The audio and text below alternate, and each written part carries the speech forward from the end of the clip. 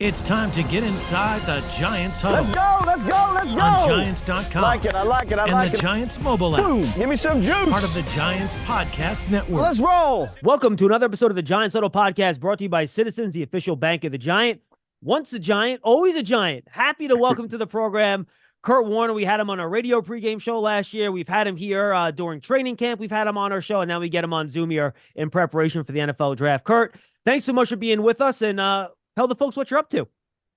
Hey, it's good to be with you as always. Always exciting times as we're getting ready for the draft to kind of prepare for next season and what's it going to look like. It is my off season. That's the beautiful thing. So I get some time to spend with the family and travel a little bit. But you know what I continue to do at all times is I've got a QB Confidential platform, whether that's my YouTube stuff where I'm breaking down these quarterbacks for the draft. I've also got a website, qbconfidential.com, in which it's a kind of a teaching and coaching website about the quarterback position, about offensive football. So those are the things when I'm not covering the league and watching tape every single day. I'm building my platform and trying to help those that are out there to better understand the position, or if you're a player, a coach, to grow in the position. So it's kind of my way to give back, knowing that I probably will never get into full-time coaching. So this is my way to do it.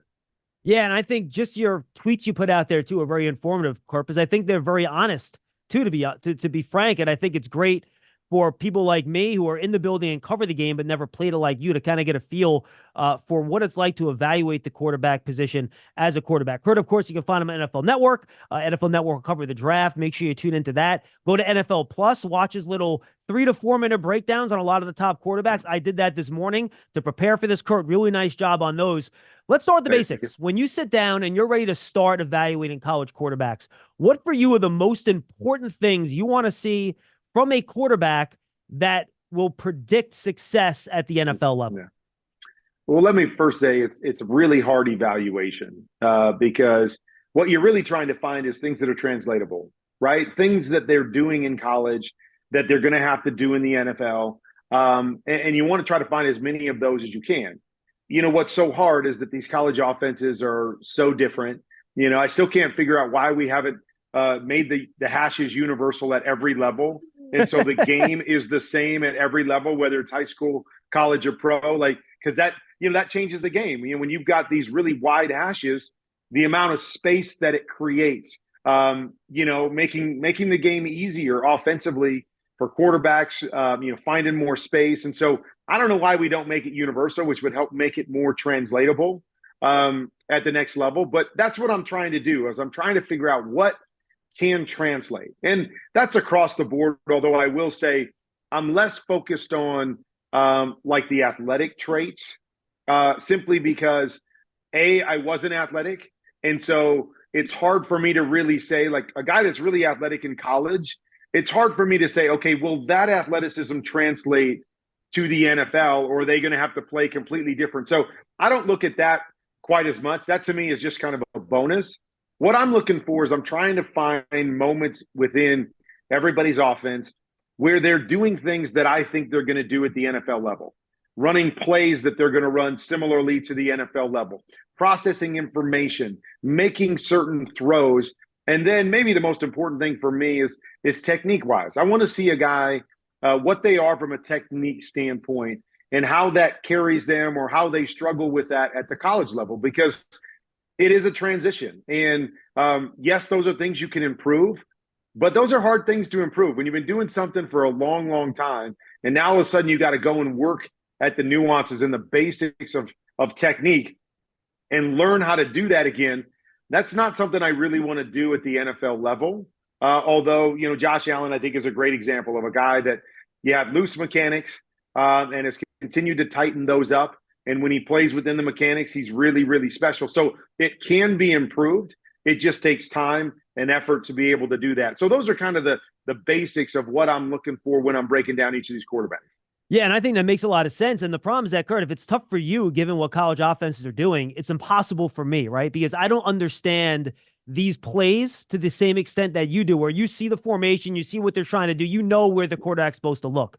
And I'm being completely honest, as someone that didn't play the position, it's hard for me to do that. So I try to look for certain things that I think to your point, are translatable. One thing I look for, and I like to get your take on this, I want to see a guy be able to work the middle of the field, and especially in areas that are not wide open, because I feel like in the NFL, that's where you have to work. You can't just live on the perimeter. You have to be able to work those crowded areas in the middle of the field. So I like to see college quarterbacks be able to do that, because I do think that's maybe instinctual is the wrong word, but I think that's almost a natural confidence you have to be able to work that middle of the field in those highly trafficked areas, which just to give an example, I think Drake Maye does that extremely well out of this particular class. So does that make sense as something that you should look for from college quarterbacks? Because that's something you have to be good at the NFL? I think the bottom line is you've got to be able to read and throw the football at the NFL level, but at the same time, when I'm looking at a play, and this is be the same when I break down NFL quarterbacks, I break them down based on the play that's being called. I can't sit there and say, well, he didn't throw over the middle very much. Well, they didn't call plays that were over the middle. Well, all I can say is this is the play that's called. How did you read and execute this play? Now, of course, the middle of the field is always going to be harder because there's more bodies there, right? There's more things that you have to negotiate. You have to see things, anticipate, find the window. So, I understand your point, and it makes a lot of sense that if a guy can work the middle of the field and see bodies and make reads and have a sense of timing and anticipation, that's always a positive no matter what level you're playing at. It's just, to me, I'm not going to knock a guy. So many people just pull out stats. Well, look what this guy did, and look what this guy did here, and look at this, yards per attempt. And to me, it's like, whatever. It's not apples to apples. Like, if every one of these players, had the same play called against the same defense, and now we could break down and use stats to dictate who was the best, okay, I get it. But you have to watch the tape, and you have to go, did they make the right decision? Did they make the right throw? Can they make that throw? Did they make that throw the right way? Those are the things that I'm looking for, because it is too hard to say that. And some of these offenses, and I've seen it for years, are more gimmicky offenses. A lot of screens and a lot of, what I call one-offs, where it's just like a specially designed play by their coach that gets somebody wide open, as opposed to true drop-back pass game, which is what's going to happen at the NFL level. You're going to have to win playing the position at the NFL level. So I'm trying to pull those things out. There'll be a number of guys. So Jaden Daniels had an unbelievable special season, but he threw the same play over and over and over and over again, which is great, but you're not going to be able to do that at the NFL. Like, you're not going to hit that. Your guy's not just going to be better than the other guy where I can throw an inside fade every single time and complete it. Like, it's not going to happen. Now, yeah, I can pull some things from that, and the throws that he makes are great. But, I want to see guys like Bo Nix is probably a guy that I thought was asked to do the most in terms of scheme, number of plays, being able to read the different kinds of plays. And so you really like that part of it. Like, he handled, to me, what seemed like a lot more volume than other guys. And he made a lot of great decisions, and he was very accurate. Didn't throw the ball down the field as much. So now you're taking this and you're going, okay, that stuff's really, really good. But we didn't see enough of this, which he's going to have to do at the next level. So now where do you place these guys? And so that's the real hard part about it, is that they're not all running NFL-type offenses where you can get a true gauge of each and every one of them doing those things. You're trying to mix and match and piece together and say, well, they're really good at this. I don't know how that translates. Or they're really good at that. I don't know how this translates. And so, again, you say you haven't played the position. I played the position. I watched the position. I still analyze the position. I coach the position. And I still have no idea which of these guys are going to be good at the next level, because all of them are going to have to get better.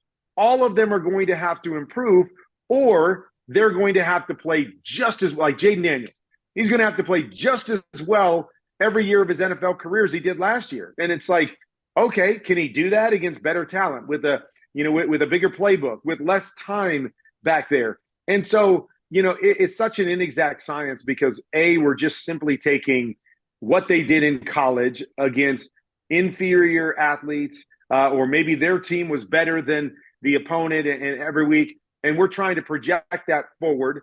And then the second thing is, I don't care how good they are now. I've seen great college quarterbacks that don't make it in the NFL because they don't get better. They're the same guy in the NFL they were in college, and they get swallowed up. And so every one of these guys is going to have to get better also So that's a whole nother evaluation. Like, which one of the, like we use the word ceiling. I'm sure you've used the word ceiling a million times in the draft. Hey, what's his ceiling? He's got a high I don't know what a guy's ceiling is. I don't know his ceiling until he shows me what his ceiling. Like, show me that you can get better. Oh, well, then I guess you're not at your ceiling yet. Show me you can get better. But we throw that out there as if we know how good somebody can be in all these different facets, and that, oh, they're just scratching the surface of what their ceiling can be. I have no idea. All I can go off is what they can do, what they've shown me they can do, because I don't know what else they can do until they show me that. You love turf. You're good at it. So you start a turf biz. Business grows, your savings grow. Become the most celebrated name in turf. Are you ready for all that life brings? The Giants Huddle is brought to you by Citizens, the official bank of the Giants. From game day to every day, Citizens is made ready for Giant fans with insights, guidance, and solution. Learn more at citizensbank.com. I love the context, and that's why I wanted to have you on, Kurt. Fantastic. Before we get into the individual players, you talk about guys needing to improve. When you see a young quarterback, what are some of the areas you think with the right coaching are the easiest to improve? Is it, footwork? Is it technique? Is it something else? And what areas do you think are difficult for a quarterback to improve in that are maybe a little bit more instinctual and less teachable? Yeah, another tough question, because I think we're all built differently. And so being built differently, whether that's mentally or physically, I think that question would be answered different for different guys. For me, I was a guy that processed really well. I tell people all the time, when I went to college, I remember one of the early days in practice, I was asked to draw up cover 4 when I went to college. I had no idea what cover 4 was. Nobody had ever taught me any coverages to know what it looked like. And so that's what I was going off of. But I was a really good processor of information. So once you taught me and once you showed me and once I was able to learn it, I was able to do it as well as anybody that I think has ever played the game. And so I had those skills. I just had to have somebody go, oh, here's what cover 4 is. Like, this is what you're looking for. This is how you attack it. And so that's kind of what would be my question for each of these guys is, what are they good at? So if they're good at taking, technical teaching and being able to apply it and are willing to do those little things, then yeah, I think that's something that can be coachable. But it takes time when you've been doing something a certain way. Processing. If you've never been taught really how to process or how to read, one thing that I see a lot in college, and it's made its way into the NFL. Giants do a lot of it, but the pure progression stuff, where it's less about reading defenders and it's more about just drop back and see if this guy's open. If he's open, throw it to him. If he's not, go to your number 2 and throw it to him if he's open. Go to your number. So it's automatic. They're progressing the same way no matter what the coverage is. And so, if you've only done pure progression stuff, and I've never asked you to read defenders, and now you come into the NFL and I'm going to go, okay, we're not going to do this pure progression stuff. I need you to read defenses. I need you to read defenders. I need you to see the whole field. Some players probably can do that and just have never been taught that. Right. Other players might struggle with that because it's like, oh my gosh, like I got to see all this. I got to recognize all this and then play. Like, I can't do it. So, to your question, I would have to know each of the players and what they're capable of, what they're good at, what makes sense to them. I say this all the time when it comes to quarterbacks, is that we all see the game differently. And so you could give a particular play to 3 different Hall of Fame quarterbacks, and one would love it, one would say, it's okay, and one might say, I hate it. And you're like, how is that possible? It's the same play, and they're all good players because we all see the game and attack the game different ways. And so it would work really well for one guy, and it might not work as well for other guys. And so much of that plays into this process is, who is this guy that I'm getting? How does he fit into what we're doing? Or can I shape my offense around what I think his skill set is? And what does that mix look like at the end of the day? And so, again, I know I'm very vague with these answers because I think it is an inexact science across the board, is that it's hard for me to judge these guys just watching tape. I want to get in a room with all of them and go, tell me why you threw this. So, again, I'll use Jaden Daniels as an example. Let's say they run this same play over and over again, a hitch route, 5-yard hitch route on the outside, the inside fade, and then a stick route on the inside. Yep. And so I'll watch him in the course of the game come out. The cornerback's off on the outside, and he just comes out, boom, takes the hitch. And I'm like, perfect. It's what I want to do every time. That corner's off, take the hitch. And then 4 plays later, they run it again, corners off, and he doesn't throw the hitch. And I want to know why. Like, you just did it. It worked. It, to me, is the right read. Why did you come back 4 plays later and not do the same thing that you did earlier in the game? Take me through your thought process, because I want to know that. Because when I watch things like that and I go, oh, he was successful one time, then not successful, then successful, then not successful, getting the same look, I'm starting to wonder, are you just getting lucky? Like, are you just coming out and going, oh, maybe I'll throw the hitch this time, and it works? Because you're not doing it every single time the same way. And so those are the things that make it really, really hard, especially on us, when all we're doing is watching tape and we don't get a chance to get into a room and talk to these guys and decipher things with these guys and break it down so I can hear their reasoning behind, what they did on a particular play, or at least how they're even reading a particular play every single time. Yeah, and Joe Shea makes the point with quarterbacks, you have to get them in a room and you have to do that stuff, and it's essential to do it. I'm with you. And folks, if you want to know why there's like a 50% hit rate on quarterbacks in the first round of drafts, I hope you listened to the last 15 minutes, because that is why it's really, really hard. All right, you mentioned a couple guys already, Kurt. Just a couple rapid fire, one question on each guy based on your analysis, and I'm curious what you're thinking about these guys. You already kind of talked about Jaden Daniels, so we can kind of skip him a little bit. Caleb Williams, you talk about offenses with designer plays, and if one guy's not open, then you just figure it out. Well, hello, USC offense, because that's what that was. Did you see enough of him on tape where you saw enough of him on time hitting guys in rhythm, or do you think that's something that you need to see more of? Yeah, I want to see more of it, but I think over the last 2 years, we've seen it, a number of times where I feel like the capability is at least there. I saw games this year where he seemed to want to create all the time. And a lot of it, again, was because of the system. There weren't guys open, so he had to create a lot. But then there were other games where I saw him fight to stay in the pocket. Even when his number 1 and number 2 weren't open, he would still work the pocket and he would stay there and he would work through progressions. And so when I see stuff like that, I'm like, okay, now that's more of what I think I'm going to need in the NFL is you to stay and fight to be a pocket passer and not look to create every single time. So you saw both sides of it. But I think when you see his body of work over the course of, basically 3 years, you've seen enough of him playing on schedule and making big time throws. And then you've also seen the really special plays and the feel that he has when he gets out. And that's what I like more than anything is the feel when you create, the feel to see certain throws, to make certain kinds of throws, when you're out there, not just being a great athlete, but the feel. And that's why I think he's likened to Patrick Mahomes a little bit, because Patrick's got a tremendous feel when he gets out there and gets creative of where guys are going and how to make different kinds of throws and how to buy a little bit of extra time to let somebody get open and those kinds of things. And Caleb has that kind of feel. So I think when you put it all together, because we've seen so much of a body of work from him, you feel like you've seen enough of each component to say it's at least in there. I may need to see a little bit more of it. I may need you to live in this world a little bit more at the NFL level. But I've seen enough of all the things to say, okay, I do believe he's capable of it, or at least he was capable of it at the college level, which, at least makes me feel comfortable that I'm not taking a guy that I never saw him process or I never saw him fight to stay in the pocket, and I'm hoping he can live in the pocket.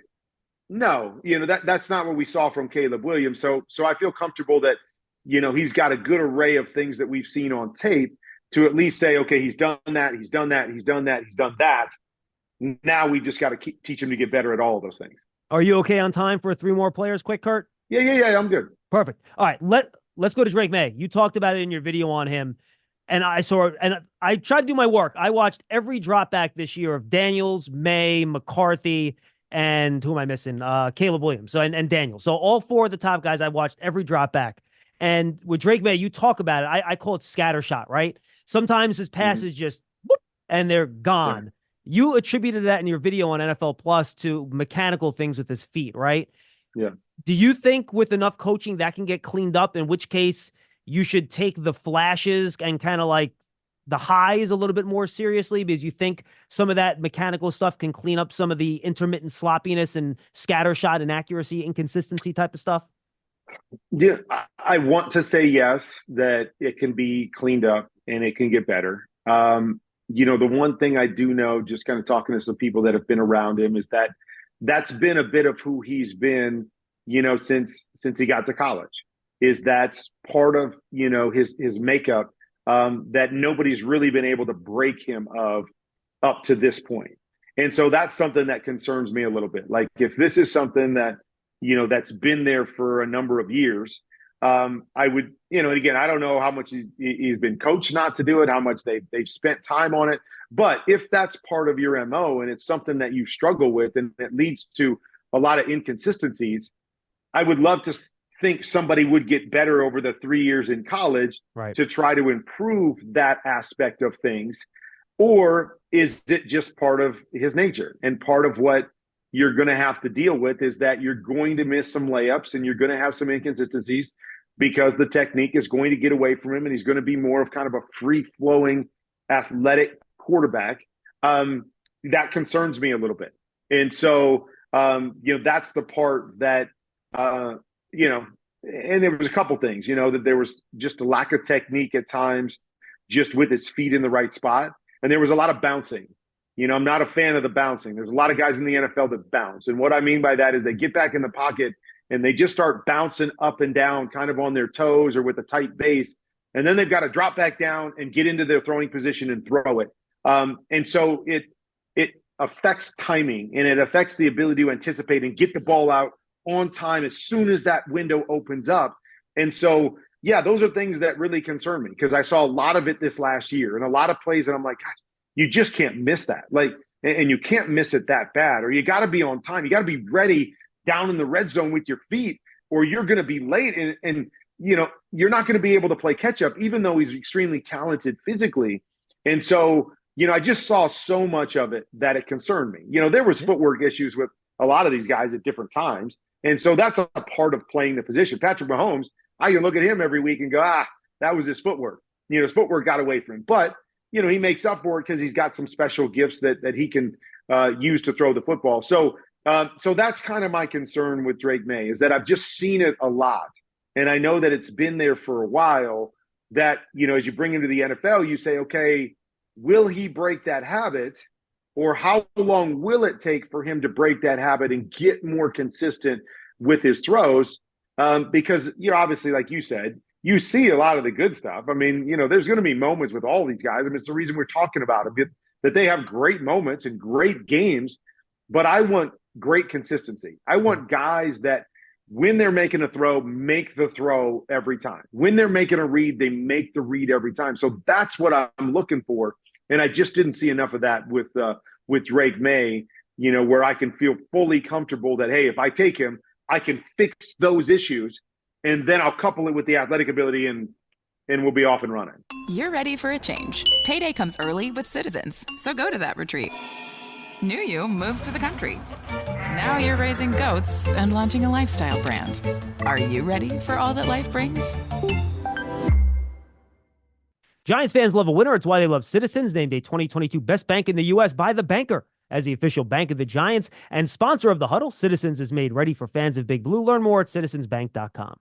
I think the McCarthy analysis is interesting because he played in an NFL-style offense with Jim Harbaugh in college, so there were some NFL concepts in terms of their routes, but he never really had to play from behind, right? He has the benefit of a great running game. You talked about in your video, all of his passes are flat, right? Like, he doesn't have great touch on deep balls. I noticed that too watching the tape. Everything is the same speed. I guess for a guy like McCarthy, do you foresee a world where he can improve to the point where he can elevate himself and has the overall package to be, that top 8, carry the team, Herbert, Burrow, Lamar, Rodgers type of quarterback? Do you think that's in him if he puts everything together? Or do you think there's something there that might eventually hold him back from reaching those types of heights? Yeah, I'm not sure he's that guy. I mean, first, like you said, we never really got to see it. So, that's kind of an unfortunate thing. Now, I think I only found one game where he threw the ball over 30 times, only one game where he had over 300 yards passing.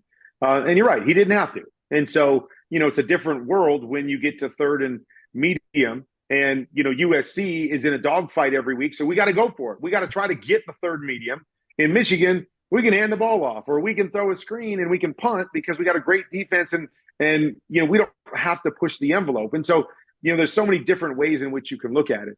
The one thing I would say is, I don't necessarily see the wow with JJ McCarthy. I see why there's excitement. I see why he could be a really good NFL quarterback. You mentioned it, the system plays under center. So he's used to the play action stuff, turning his back to the defense. He can play in the shotgun. He can make the throws down the field.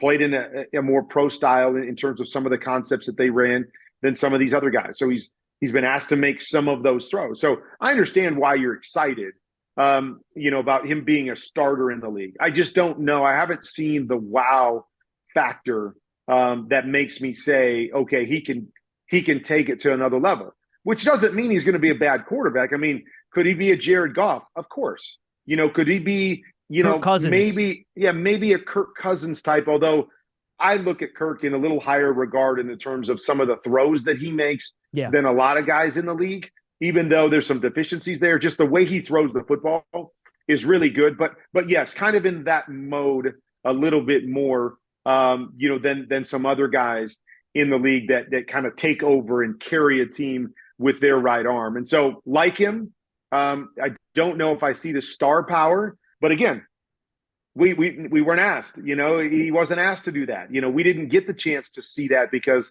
they had to throw it every snap. So maybe it's in there and, we just haven't had the luxury of seeing it up to this point. But I see a guy that could be a good, solid quarterback, a good leader, a guy that's going to need a good team around him, but can make the throws and the decision-making and can win games for you, make those throws in the moment that you need to win games for you. And so I see why people like him. I just don't know if he's got the upside, that I see from some of those other guys. All right, and then Penix, Kurt, down the field, and they have some NFL concepts in that system too, right, with their downfield passing game. He has a good arm. I wonder about his ball placement in like the intermediate areas. And you talk about that kind of internal GPS that Caleb Williams has to escape and be creative. I don't know if I saw enough of that with Penix, and he's already a 5-year player. That's why for me, he's maybe more of like an early second round type of guy. I'm not sure he's going to get there. We can put the medicals aside. What are some of the things you saw from Penix where the highs are really, really high? I just wonder, not behind a great offensive line with 3 NFL caliber receivers, how that's going to necessarily translate to the NFL. Yeah, I really like Michael Penix. I mean, when you watch him on tape and you just break down what he did on film, he was really, really good. And he was really good on the second level throws and the deep throws, which, you can be consistent on those because I believe, NFL quarterbacks are made, or at least they used to be made. Now it's a different world with all these throws at the line of scrimmage, but they used to, have to be made with those second level throws, what I call chunk throws. Yeah. That 15 to 35 yard throw is where you could really separate yourself. And I think he does that as well as anybody and was as accurate as anybody. I love the pace that he puts on the football. You can't always tell on tape, but when I watched him at the combine, that jumped off the page for me. His ability to have a firm but soft ball, an easy ball to catch, yet it was firm and had no problem getting to its location, on the timing that it needed to. So I really like that. He has a tendency to open up his technique a little bit, which can cause some inefficiencies at times. But even when he did that, he was more accurate than I expected him to be when he opened up that right foot and was kind of throwing back to his left side. I kept thinking, okay, he's going to miss this one because his technique's all off. And he would find ways to drop those throws in there. So I really like Michael Penix. I'm not, as I said at the beginning, I'm not a guy that falls in love too much with the athletic part of it. I think that should be a bonus. You got to play the position, because I see it every year. And I see it every week that the quarterbacks that play the position and are most efficient inside the pocket are the ones that win every single week. The special plays on the outside are great, and that's a huge bonus. And some guys can make a few more of those than others in the course of a game. But even guys like Lamar Jackson, their teams are better. They're more efficient when he plays on schedule in the pocket. Josh Allen, same way. He can be Superman. Teams are better when he plays in the pocket on schedule. And so, with Michael Penix, I don't worry about the other stuff. Like, all I need is a couple of those a game. And does he have the ability to make a few moves or to buy a little bit of time in the pocket and make throws? Yeah, he does. Yeah. And so some guys like a Joe Burrow are going to be less apt to leave the pocket, and they're going to dissect you in the pocket. And then they've got just enough athleticism to make a play with their feet or to buy some time and make a throw. That to me is, more than anything what I'm looking for, because I want a guy that for 15 years can play the game the same way and doesn't have to count on his athletic ability to carry him. I want to find a guy that understands how to play the position, can manipulate the pocket, can buy time, because I still think, as much as everybody wants to say you can't win in the league that way, I still think that's the way you win in this league. I see it every year in the playoffs. The guys that play the best in the pocket are the guys that advance 95% of the time. So, yes, it can still win. Make decisions, get the ball out of your hands, get it to the guys that are faster than you, get it to the guys that are more athletic than you, and that's where you win football games. So, so I think he does have enough movement. He can manipulate the pocket, right? Drew Brees didn't do a lot of stuff athletically, but he was really good at manipulating the pocket and buying time to be able to get that throw off down the field. Tom Brady was another one. And I think Michael Penix has shown the ability to quickly adjust the pocket, reset, get the ball out of his hands and make throws. And I think there's enough there for sure to, to be a top quarterback in the NFL if all the other pieces come along. And as you said, the medical, I don't know how you deal with that, because on tape, I would probably put Michael Penix number 3 in this draft with what he did week in and week out on tape this year. But, when you're talking about, season-ending injuries over and over again, knowing that it's been different issues, I would be afraid, because the history's there. I would be afraid to draft him too high, because if he did suffer an injury, it's easy to say, well, it was all there in front of you. We knew this was part of his past, which is unfortunate because he's played a couple great years without getting injured and shown his ability. I just don't know how NFL teams are going to manage that and handle that. Kurt, I love your perspective. Thank you so much. Just fantastic and wonderful. Once again, you talked about Quarterback Confidential. Everybody go check that out, please. Kurt, thanks so much for the time, and we'll talk to you again real soon. You got it. Sounds good. Yes, I look forward to catching up after the draft and see how you guys made out. Kurt Warner on the Giants Huddle podcast. Thanks for being with us, everybody. We'll see you next time.